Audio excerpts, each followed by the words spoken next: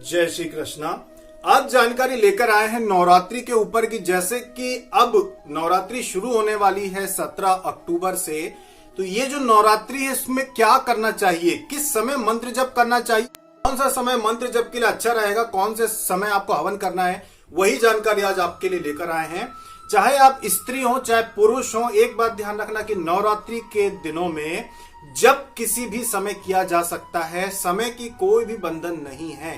नवरात्रि में ज्यादातर साधक सुबह के समय पे, प्रातः समय में, या फिर शाम को कर सकते हैं। आप शाम काल के समय भी कर सकते हैं या फिर रात्रि के समय भी कर सकते हैं, जो कि सबसे ज्यादा उत्तम है। इसके अलावा दोपहर में भी आप बगैर किसी पूजन पाठ के, बगैर कुछ दीपक तो आपका आप जला सकते हैं, या फिर अगर अखंड दीपक जला रहे हैं तो और अच्छी बात है। आप दिन में भी जप कर सकते हैं बगैर कुछ किए, बगैर किसी प्रकार के पूजन पाठ किए। सुबह और शाम पूजन पाठ किया जाता है। नवरात्रि के समय में जप करने का शुभ जो समय होता है वो सुबह और शाम का सबसे उत्तम रहता है। इसके अलावा आप रात्रि में करें, दिन में करें, कोई भी किसी प्रकार की समस्या नहीं है। नवरात्रि होता ही इतना पवित्र समय है। हवन का समय सुबह के समय बहुत अच्छा होता है। अगर आप सुबह के समय करें, सुबह 12 बजे के पहले पहले कर लें तो बहुत अच्छा रहता है। हवन पूरे 9 दिनों में अगर आप करना चाहें, जैसे कि हम प्रतिदिन करते हैं सुबह के समय, हवन प्रतिदिन होता है सुबह के समय। जो सुबह नहीं कर सकते वो शाम को सूर्यास्त होने के पहले पहले कर सकते हैं, कोई बात नहीं, उसमें भी आप कर सकते हैं। हवन करने के बाद आप आरती कर सकते हैं। बहुत सारे लोग हैं जो शाम को करते हैं, क्योंकि शाम को अगर वो घर में उन्होंने कलश स्थापना की है तो शाम को वो भोग बनाते हैं। घर में बाहर का भोग तो रखते ही, पर घर में भी भोग बनाते हैं देवी के लिए, तो शाम को हवन करना पसंद करते हैं, जिससे वो भोग भी चढ़ा सके और उसी समय फिर उनकी सामूहिक रूप से परिवार मिलकर आरती कर सकता है। तो ये हो सकता है। साधना कैसे करनी है, देखिए, हमने कभी ये नहीं कहा कि जो साधना होती है उसको इतना ज्यादा छुपा के रखना है परिवार के लोगों से भी कि कोई देख ना सके, ऐसा नहीं है। मंत्र जब साधना आपकी किसी भी समय अगर आप दिन में करेंगे तो भी मानी जाएगी। मंत्र जब आप अगर दोपहर में भी बैठ के कर रहे हैं वो भी आपकी साधना मानी जाती है। जरूरी नहीं है कि आप रात को ही बैठेंगे, रात में आप 12-1 बजे बैठे, ऐसा जरूरी नहीं है। ये बात और है कि रात को जब करते हैं तो एकांत होने की वजह से उसका असर कुछ समझ लीजिए कि दुगना होता है, लेकिन जरूरी नहीं है कि आप रात में बैठे। आपने अगर संकल्प लिया है कि मैं 101 माला करूंगा तो अब आप 51 माला सुबह कर लीजिए, 51 माला आप शाम को कर लीजिए, ऐसा भी आप कर सकते हैं।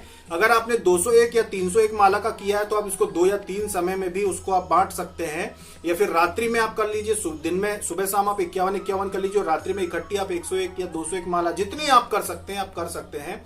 इसके अलावा हो सके तो जो साधक साधना करते हैं वो 9 दिन अगर ब्रह्मचर्य व्रत धारण करें तो बहुत अच्छी बात है। और सोने की व्यवस्था अगर देवी स्थान के पास में ही हो, जहाँ पे जिस कमरे में आप देवी जी को विराजित करते हैं, अगर वहीं पे सोने का आपकी व्यवस्था हो जाए तो बहुत अच्छी बात है। अन्यथा अगर आप अपने बेडरूम में भी सोते हैं तो उसमें कोई दोष नहीं है, बस आप जानते हैं कि आपको किस चीज का ध्यान रखना है, ब्रह्मचर्य व्रत का पालन करना है आपको, तो आप सो सकते हैं। लेकिन जो बिल्कुल ये समझ लीजिए कि पूर्ण श्रद्धा से जो साधना कर रहे हो देवी की, वो फिर वहीं पे सोएं जहाँ पे देवी की आपने घर में स्थापना की है।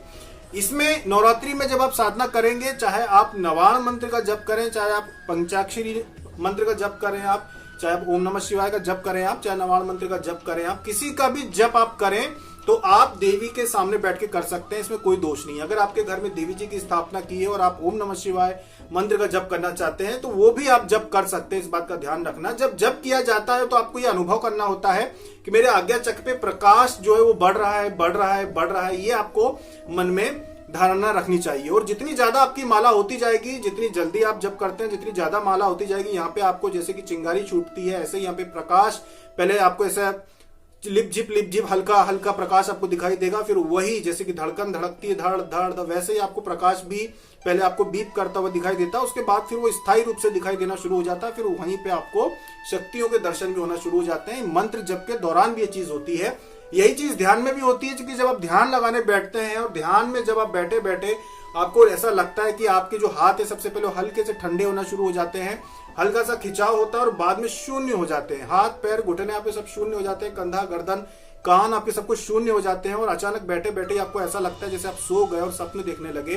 वास्तव में ये ध्यान अवस्था होती है। जब बैठे बैठे आपको नींद आ जाए और सपने आना शुरू हो जाते हैं तो ये ध्यान अवस्था होती है, जिसमें आप अलग अलग दृश्य देखना शुरू हो जाते हैं जो कि स्वप्न के जैसे होते हैं। लेकिन कुछ दिनों के लगातार अभ्यास की वजह से, कुछ दिन लगातार जब आप ध्यान में ऐसे बैठे बैठे सोते हैं तो कुछ दिनों के बाद ये हालत होती है कि बैठते से ही वो आपको स्वप्न दिखाई देना शुरू हो जाते हैं, जब वास्तव में आप उस गहरी अवस्था में नहीं होते, पर बैठते से आपको वही स्वप्न दिखाई देना शुरू हो जाते हैं और बाद में फिर वही स्वप्न और ज्यादा साफ दिखाई देना शुरू हो जाते हैं। और उसी को कहा जाता है कि आज्ञा चक्र आपका पूर्ण रूप से जागृत हो गया है।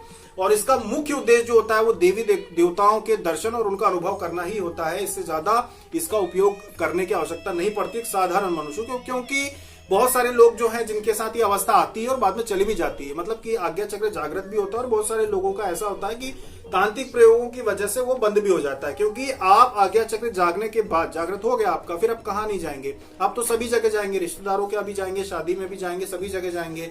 और कहीं ना कहीं कोई ना कोई तांत्रिक से पाला पड़ जाता है तो वो समझ जाते हैं कि इनका आज्ञा चक्र जागृत है और वो बंद कर देते हैं। तो बहुत सारे साधकों के साथ ऐसा होता है। इसीलिए आज्ञा चक्र जागृत करने के लिए कि हमें दिव्य दृष्टि प्राप्त हो, ऐसी किसी भी चीजों की मनोकामना करके आगे बढ़ने का मत सोचना। बहुत सारे साधक इन चीजों के पीछे ही जी तोड़ मेहनत करके लगे हुए, लेकिन उसमें ये होता है कि आज्ञा चक्र स्थायी नहीं है, कभी ना कभी कोई ना भी उसको बंद कर सकता है, इस बात का ध्यान रखना। हाँ, ये बात और है कि अगर आप अध्यात्म के मार्ग पे ही चलते हैं और आपके गुरु आपके साथ हैं, जो आपके गुरु हैं सुरक्षा के लिए आपके साथ ही हैं, तो बात अलग है कि फिर आपको स्थायी रूप से शक्तियां मिल सकती हैं। अन्यथा आज्ञा चक्र भी बंद हो जाता है बहुत सारे लोगों का। जो भी देवी देवता को सिद्ध आप करते हैं, वो देवी देवता जो होते हैं वो स्वयं आपकी कुंडलिनी को जगाने में सहायता करते हैं। जैसे कि आप योगिनी साधना कर रहे हो, चाहे अप्सरा साधना कर रहे हो, चाहे नवाण मंत्र साधना कर रहे हो, इन साधनाओं को करने में जो देवी शक्तियां आपके पास आती हैं वही आपकी कुंडली जागृत कर देती हैं, वही आपको फिर दृश्य भी दिखाती हैं, वही दर्शन भी करवाती है देवी देवताओं के, और वही देवी देवता फिर आपका आगे चल के साथ भी देते हैं। इस बात का ध्यान रखना।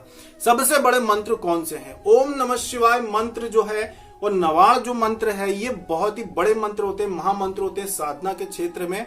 इनका जप करके बड़ी बड़ी सिद्धियां हासिल हो सकती हैं। क्या एक ही मंत्र से हर प्रकार की सिद्धि मिल सकती है? अगर आपको वशीकरण सीखना है कि आप लोगों को वश में कर सकें, या अपने परिवार के में किसी को वश में करके घर के जो माहौल होता है उसको ठीक करना चाहते हैं, तो ये हर मंत्र करता है। आप ओम नमः शिवाय मंत्र को भी अगर सिद्ध कर लेते हो तो ये मंत्र भी वशीकरण कर सकता है। ये मंत्र भी वो सारी शक्ति आपको दे सकता है जो आप चाहते हैं। तो ऐसा नहीं है कि आपको 10 मंत्र सिद्ध करने पड़ेंगे। शुरुआत से हमने आपको यही बोला है कि आपको चाहे सिद्धि करना हो, चाहे आपको भक्ति करना हो, चाहे आपको अपने भगवान के दर्शन करना हो, आज्ञा चक्र जगाना हो, कुंडलिनी जगाना हो, एक मंत्र चुन लीजिए और उसको मत छोड़िए, आपकी सारी इच्छाएं पूरी हो जाएगी। जैसे एक भगवान शिव का सेवक है, वो कहता है कि मुझे सिद्धि भी चाहिए, मुझे वशीकरण भी करना आना चाहिए, मुझे मेरे परिवार का माहौल भी ठीक करना है, मुझे सुरक्षा भी चाहिए, मुझे सिद्धि भी चाहिए भगवान शिव की, और मुझे भक्ति के साथ मोक्ष भी चाहिए। तो उनको हमने यही कहा कि आप सिर्फ ओम नमः शिवाय मंत्र का जप करो। ये मंत्र पहले जब सिद्ध हो जाएगा तो आपको सिद्धि मिल जाएगी, बाद में इसी मंत्र का उपयोग करके आप जो चाहे वो अपने परिवार में कर सकते हैं, वो सारे काम करेगा, सुरक्षा भी करेगी सिद्धि आपकी। और क्योंकि आपने भगवान शिव के मंत्र का ही लगातार जप किया है तो उससे आपकी भक्ति भी होगी, भगवान शिव का व्रत उपवास रखेंगे तो, और मोक्ष भी एक ही मंत्र दिला देगा आपको। इसीलिए 10 मंत्रों को जप करने की आवश्यकता नहीं पड़ती है।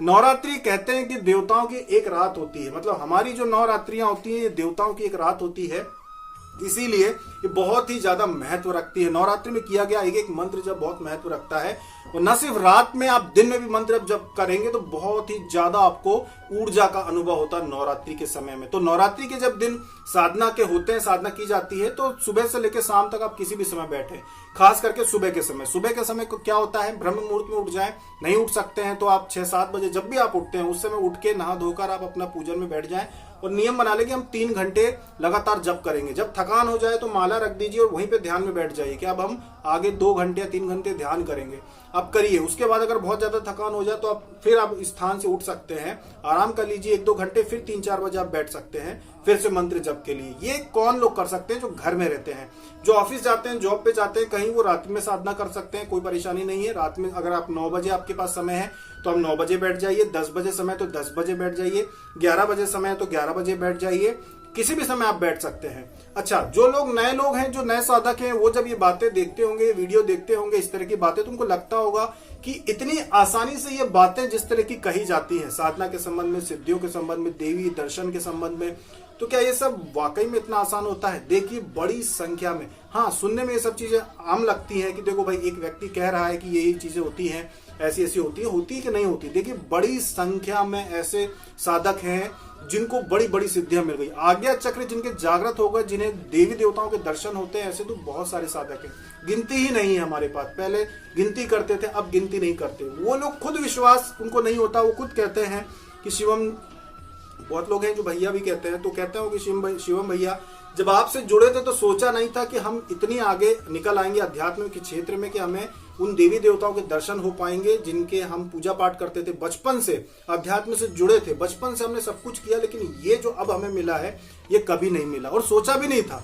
हमें लगता था कि आप सिर्फ अध्यात्म के मार्ग पर चलने के लिए कहते हैं जिससे कि लोग आध्यात्मिक होकर चलें, इसलिए यही मानकर हम अध्यात्म के मार्ग पे चल तो रहे थे, लेकिन हम साधना भी करना शुरू हो गए आपके कहने पे। लेकिन अब जो हमें मिला है हमने कल्पना नहीं की थी। बहुत सारे लोग हैं ऐसे, बहुत सारे लोग हैं जो रो रो कर भी बताते हैं अपनी सफलता जब उनको मिली तो वो रो रो कर भी बताते हैं कि हमने सोचा नहीं था कि हमें देव दर्शन हो जाएंगे, हमें जिनकी हम भक्ति करते हैं उनके दर्शन हो जाएंगे, हमने सोचा नहीं था।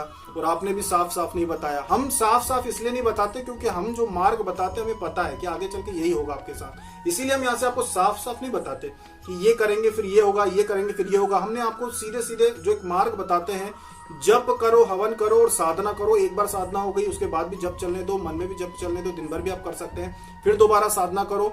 आपके पीछे जो भी कार्य करने होते हैं वो हम कर देते हैं। एक बार जब आप अनुमति लेके साधना करते हैं तो उसके बाद आपके साथ जो भी होता है वो अच्छा ही होगा, कुछ भी गलत नहीं होगा। इसलिए हम आपको सीधे सीधे नहीं बताते आपको क्या क्या मिलेगा, लेकिन जब आपको मिल जाता है तब आप बताते हैं कि हमारा आज्ञा चक्र भी खुल गया, हमारी कुंडली भी जागृत हो गई, हमें हमारी दिव्य दृष्टि प्राप्त हो गई, हमें चीजें दिखती हैं, देवी देवता दिखते हैं, जिनकी हम साधना करते हैं वो देवी देवता हमें दिखते हैं। तो ये सारी चीजें आपको अपने आप जब मिलती हैं तभी आपको उसकी असली प्रसन्नता होती है। हम यहाँ से बताएं इन चीजों को तो वो उतना अच्छा नहीं, क्योंकि वो एक ये भी तो कहा जा सकता है कि हम लालच दे रहे हैं कि आपको ये शक्तियां मिलेगी आप साधना करो, नहीं। इसलिए हम सिर्फ एक ही बात बोलते हैं कि आपको अगर जीवन की समस्याओं को दूर करना है तो साधना करो, फिर जो कुछ मिलता है वो तो उपहार है। चाहे वो आपकी कुंडली जागृत हो जाए, चाहे आपको सिद्धि मिल जाए, चाहे आपको देवी देवता की सिद्धियां मिल जाए, वो उपहार है जो आपको देवी देवता स्वयं प्रदान कर देते हैं। उसके लिए हमें पहले से बताने की आवश्यकता नहीं होती कि क्या करने से क्या होगा, वो तो आप साधना करेंगे। जो साधना आप कर रहे हैं, हम कह रहे हैं वो साधना करो, बार बार करो, एक बार नहीं बार बार करो साधना, मंत्र जप करते रहो, वो सब कुछ आपको मिल जाएगा जो आपने सोचा भी नहीं होगा। बहुत सारे ऐसे साधक हैं जो कहते हैं,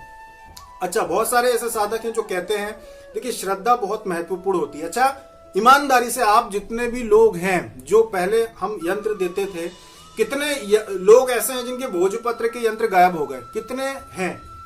याद रखना जिस जिसके भी भोजपत्र के यंत्र गायब हुए हैं वो सभी साधक, ध्यान रखना कि आपसे गलती हुई थी, आप लोगों ने गलती की थी। यंत्र को एक सम्मान दिया जाता है, कोई भी यंत्र आप घर में रखते हैं, चाहे अब भोजपत्र के अब इसलिए नहीं देते क्योंकि जो पहले भोजपत्र में देते थे वही अब हम तांबे में बनवाने लगे हैं, खुद ही बनवाने लगे हैं, बाजार में नहीं मिलते वो हम बनवाते हैं। जैसे 64 योगिनी यंत्र वो हम बुलवाते हैं, बनवा के अप्सरा साधना का जो यंत्र है वो हम खुद ही बुलवाते हैं, महालक्ष्मी साधना का यंत्र हम खुद ही बनवाते हैं। तो ये चीजें हम बाजार से नहीं लाते, ये तो हम बनवाते हैं। पहले यही हम भोजपत्र पे बना के हाथों से बना के देते थे। तो जितने साधक थे उनमें बहुत सारे साधक जो कहते थे कि हमारा यंत्र गायब हो गया, कहाँ चला गया, कमरे में तो लॉक है, हवा की भी कोई गुंजाइश नहीं कि कहीं से हवा चले, तो वो यंत्र गायब क्यों होते हैं? उसका कारण यही है, पहले जिन साधकों के गायब हुए कि आपने सम्मान नहीं दिया। ऐसा नहीं कि आपने साधना हो गई फिर यंत्र आपको कहीं पड़ा हुआ है, कचरे में पड़ा हुआ है, धूल मिट्टी उसके ऊपर लग रही है, फिर वो यंत्र वहां नहीं मिलेगा आपको, कहाँ जाएगा ये बताने की आवश्यकता नहीं है यहाँ पे। पर वो यंत्र आपके चाहे आप 10 ताले भी लगा देंगे तो वो यंत्र वहां से चला जाएगा, क्योंकि हमने आपको पहले भी बताया है कि प्राण प्रतिष्ठा करके भेजी हुई चीजें अगर आप अपमान करते हैं तो वापस आ जाती है हमारे पास। चाहे आप कुछ भी कर लो, आप 10 ताले लगा लो, वो चीज वो आपके यहाँ नहीं टिकेगी, चाहे वो यंत्र हो चाहे वो माला हो, ये चीजें आपके यहाँ से चली जाएंगी। तो ये चीजें जिन जिन के साथ हुई है, जिन जिन के यंत्र गायब हुए घरों में से, बंद कमरों में से, आपने अपमान किया था, कहीं ना कहीं आपसे गलती हुई थी जिस वजह से ऐसा हुआ, तो ऐसा नहीं करना चाहिए। पूजा पाठ की चीजों को सम्मान के साथ रखना चाहिए, वो दी ही इसलिए जाती है कि आपके घर में सुरक्षा करे, उन्नति दे। तो ये सारी चीजें होती है नवरात्रि में नियम जो आपको हमने बताए हैं कि जब आप किसी भी समय कर सकते हैं 24 घंटे में। हवन आप सुबह के समय करें तो बहुत अच्छी बात है, शाम को करते हैं तो आप सूर्यास्त के पहले कर लें, भले आप आरती लेट करते हो लेकिन आप हवन सूर्यास्त के पहले ही कर ले तो बहुत अच्छा होता है। तो इस तरह से आप नवरात्रि के ये छोटे से नियम है जो आपको बताए हैं, जो आपको करने हैं। जिस तरह से अगर आप व्रत उपवास रखते हैं तो बहुत अच्छी बात है, व्रत रखना चाहिए। एक समय का रख लें तो ठीक है, जिनको ज्यादा भूख लगती हो, जिनको गैस बनती हो, जिनको सर दर्द होता हो कि अगर वो दोनों समय भूखे रहेंगे तो उनको सर, बहुत सारे लोग हैं जिनका सर दर्द बहुत दुखने लगता है, अगर वो सुबह से कुछ नहीं खाते तो शाम तक उनको बिना गोली खाए उनको रह नहीं सकते, उनको गोली खानी पड़ेगी। तो ऐसे लोग जो है वो सुबह फलाहार कर लें, कोई भी फल आप खा ले, 2 केले खा ले, कुछ भी खा ले, और रात्रि में आप एक टाइम भोजन कर लें अगर आपकी ऐसी स्थिति है तो, क्योंकि हम नहीं चाहते कि कोई बीमार हो, किसी को भी बीमार नहीं होना है। तो ये आप कर लें। जो सह सकते हैं वो दोनों समय फलाहार कर लें, रात को भी भोजन ना करें। बहुत सारे ऐसे लोग हैं जो एक समय फलाहार करते हैं, भोजन करते ही नहीं है। कोई बात नहीं, अपनी अपनी जैसे आपकी हिम्मत हो, शरीर हो आपका, जैसी शक्ति हो उसके अनुसार ही करना। जबरदस्ती कुछ मत करना, क्योंकि जबरदस्ती का कहा भी नहीं गया है कि आपको करना जरूरी है, ऐसा कहीं नहीं कहा गया। ये श्रद्धा से किया जाता है, ये जबरदस्ती नहीं करना है कि आपको करना ही है। आपकी इच्छा के ऊपर है, शक्ति के अनुसार आप व्रत कर सकते हैं नवरात्रि में। तो इस तरह से नवरात्रि में जब किया जाता है, साधना की जाती है। आशा है कि आपको इससे जो भी मन में थोड़े बहुत प्रश्न होंगे वो हट गए होंगे कि नवरात्रि में आपको कब जप करना है, कब हवन करना है। जब चाहे तब जप कीजिए, जब चाहे तब हवन कीजिए। नवरात्रि के दिन ही इतने पावन होते हैं। अभी तक के लिए इतना ही। जय श्री कृष्ण।